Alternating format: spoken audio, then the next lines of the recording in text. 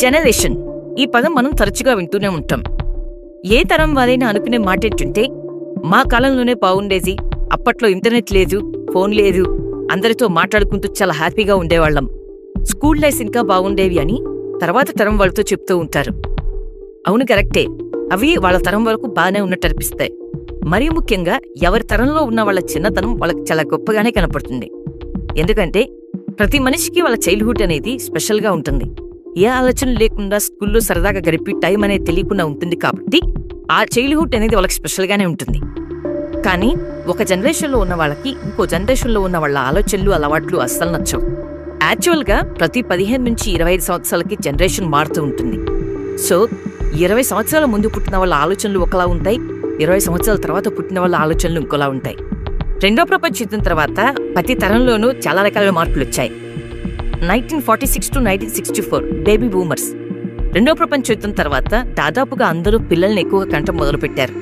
So బేబీస్ని ఎక్కువగా కంటున్నారు కాబట్టి census bureau resource ఈ జనరేషన్కి బేబీ బూమర్స్ అనే పేరు పెట్టారు. ఇది ఒక యూనిక్ జనరేషన్గా చెప్పొచ్చు. ఎందుకంటే రెండో ప్రపంచ యుద్ధం తర్వాత పుట్టిన పిల్లలు వాళ్ళ పేరెంట్స్ దగ్గర నుంచి సాంప్రదాయాలు, కట్టుబాట్లు, సాంఘిక మరియు ఆర్థిక పరిస్థితులని ఎక్స్పీరియన్స్ చేశారు. 1965 నుంచి 1980 మధ్యకాలంలో పుట్టిన వాళ్ళని జనరేషన్ ఎక్స్గా పిలుస్తారు. వీళ్ళకి బేబీ బూమర్స్ తర్వాత జరిగిన ఆర్థిక, రాజకీయ, సాంకేతిక సంఘటనలు విలువలు, వైఖరిని చాలా ప్రభావితం చేశాయి.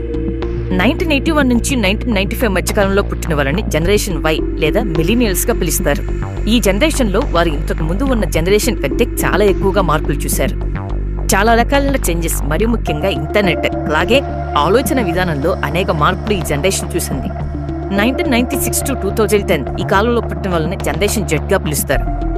ఇంతకు ముందు ఉన్న జనరేషన్స్ తో పోలిస్తే ఈ జనరేషన్ చాలా విభిన్నమైనది. దేనికనే తగ్గిస్తారు లేదా సైలెంట్ గా ఉంటారు.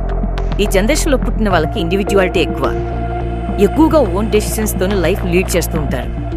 వీరి మైండ్ సెట్ కొంచెం డిఫరెంట్ గా ఉంటుంది. పాత తరంలాగా ఏదైనా పని చేయాలంటే ఎక్కువగా ఆలోచించరు. వాళ్ళకి ఏదైనా నచ్చితే చేసేస్తారు. డిజిటల్ మీడియాతో పాటు విలువలు, నమ్మకాలు కూడా ఫాలో అవుతారు.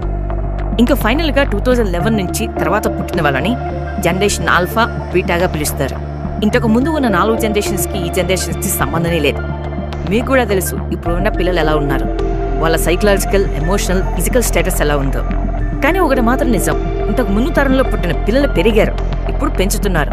అలాగే రాబోయే రోజుల్లో చాలా రకాల మార్పులు ఈ తరం వారి వల్ల చూడొచ్చు. ఏది ఏమైనా చివరిగా చెప్పేది ఏంటంటే ప్రతి జనరేషన్లోనూ మార్పులు వస్తాయి.